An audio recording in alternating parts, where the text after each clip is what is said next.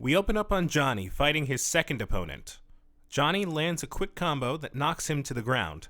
The opponent manages to roll through it and stand up, but is clearly barely still standing. Shang Tsung. Finish him. Johnny looks up at Shang Tsung, and we hear a high-pitched sound as Johnny starts to look a little disoriented. He shakes it off, goes over to his opponent, and ducks under a punch to sweep him onto the floor, unable to get up. Shang Tsung looks bored and slightly disappointed. Shang Tsung. Johnny Cage wins. Johnny looks down at his opponent before turning away and walking off. We get more quick flashes of the others' fights. All the named characters win theirs, but we stop to watch Raiden's. I don't have an exact description for him, but Raiden's opponent this time looks and acts like an objectively evil person. He makes some comments about Raiden, implying he's going to cut Raiden's head off and use it for unsavory purposes. Raiden. Insolent mortal. You've nothing to redeem you. Shang Tsung, I request to fight over the pit. Shang Tsung actually looks pleased. Shang Tsung. Very well. Come with me, gentlemen. They go off and we look over to Johnny and Liu Kang eating together. Liu Kang. Are you feeling all right? Johnny. Yeah. Hey, Liu. Why are you here? I'm sure you like fighting well enough, but you don't come off as the kind of guy to risk your life for the sake of proving you're the best. I sure as shit wouldn't have come if I knew killing was on the table. Sonya. Yeah, what's up with that? Sonya walks up and sits down with them. Johnny puts on a bit more of the Hollywood charm. Johnny. Well, what do you know? A million years must have passed, 'cause here you are, with me, eating dinner. Sonya rolls her eyes and laughs to herself. Sonya. Get over yourself, Cage. I'm stuck waiting for the match tomorrow, and the guys I was supposed to come here with couldn't keep their feet dry. Johnny. Just tell me who knocked them off, and I'll shove their face into this table for you. Sonya smirks and pretends to go with it for a second. Sonya. You promise? Johnny. Absolutely, just point the finger. Sonya. All right, it was you. Johnny. Oh, Liu Kang.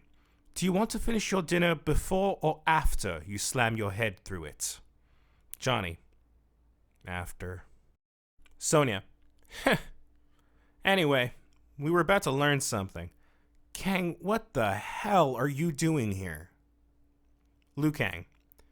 A long time ago, the Mortal Kombat tournament existed much like it does now, but it wasn't run by Shang Tsung. No. It was organized by the White Lotus, my temple. We are the source of the rules stating that any violence between those on the island was prohibited outside of an official match. Ancient agreements prevent the negation of any rule without the rule founder's explicit permission. As long as I am here to represent my temple, Shang Tsung cannot ignore that rule. Johnny. So you're risking your life just to make sure Shang Tsung doesn't start changing the rules? Sonya. Yeah, that doesn't sound worth it to me. Sure, this thing's a pretty big deal in martial arts circles, but it's still just a tournament. And it only happens twice a century. Couldn't you guys just make a new one? Liu Kang. We could, but that would be surrendering part of our legacy to Shang Tsung. That is unacceptable to us, and that isn't the only reason I'm here. Another one of the ancient rules states that the champion of Mortal Kombat has the right to choose the organizers for the next tournament. Last time, Shang Tsung's champion Goro won the tournament. As such, he remained the master of it. I wish to defeat Goro and reinstall the White Lotus into that role. Johnny. Wait, you said Shang Tsung remained in charge? The dude looks old, but he doesn't look over 100. And you're gonna fight Goro, the guy who won 50 years ago? Sonya. Cage is right. The timeline isn't adding up here. You act like Shang Tsung and this Goro guy are immortal. Liu Kang. I do not know the details of it myself. All I know is that we have records of their names being used in relation to the tournament going back centuries. Perhaps they are just names passed down from generation to generation, but I believe there's more to it. I believe they've been magically enhanced. Johnny. Alright, you lost me, Liu. You gotta get this crap out of your head.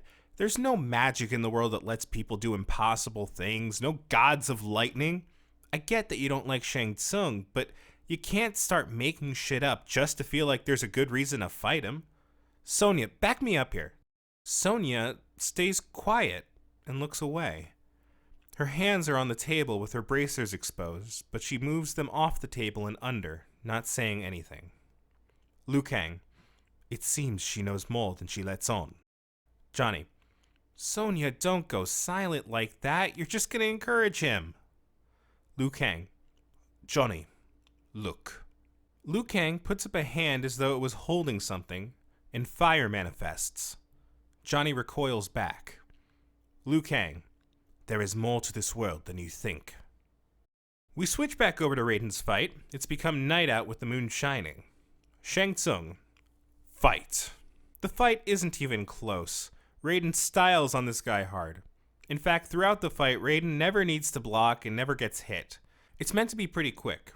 At one point, Raiden manages to knock him to the ground and the fight seems to be over for a second, but he gets back up. Raiden then continues to dog walk him until Shang Tsung, finish him.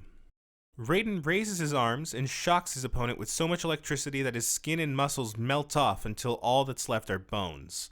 Those bones fall down into the pit. Shang Tsung, Raiden wins. Flawless victory. Fatality. Raiden looks down to see the bones hit the floor, but oddly he can't seem to find them. He sees a bit of movement that's too far to make out. He narrows his eyes and gives Shang Tsung a brief look before jumping down into the pit. Shang Tsung smiles and turns, walking away. We switch over to Sub-Zero sneaking through the halls of the palace. He finds a hallway with a few monks patrolling, and sneakily kills them, moving forward. He walks through a dark room trying to remain hidden when a light flashes and the room is illuminated. Shang Tsung, welcome Sub-Zero, to my throne room. Sub-Zero looks around to find a garishly decorated chamber with Shang Tsung sitting atop a throne. Down the steps from him stands Scorpion, eyes white and silent as the dead. Shang Tsung, did you honestly believe you could come into my island, intend to take my life, and I wouldn't know? Sub-Zero, of course not. If anything, I'm surprised with how little resistance you've put in my way. Here I have you, a lone save for a foe I've already defeated once. Shang Tsung, ah yes. You have fought before, haven't you? Part of the agreement for my protection was to arrange this rematch. You two were slotted for tomorrow, but the rules allow for the official match to take place prematurely if both parties agree to it. What say you, Sub-Zero? Sub-Zero, on one condition. When I win, you will not call for reinforcements or run. If you agree to that, I'll play your game, sorcerer. Shang Tsung, very well. And I don't believe you'll be saying no, will you, my friend? Scorpion doesn't move. All he does is glare at Sub-Zero. Shang Tsung, very well. Scorpion versus Sub-Zero. Round 2. Fight! This is the first real one-on-one fight of the movie. It starts off with an intense back and forth, seeming nearly even. The fight includes moves that mirrors their original fight. At first, Scorpion fights with only his weapons again.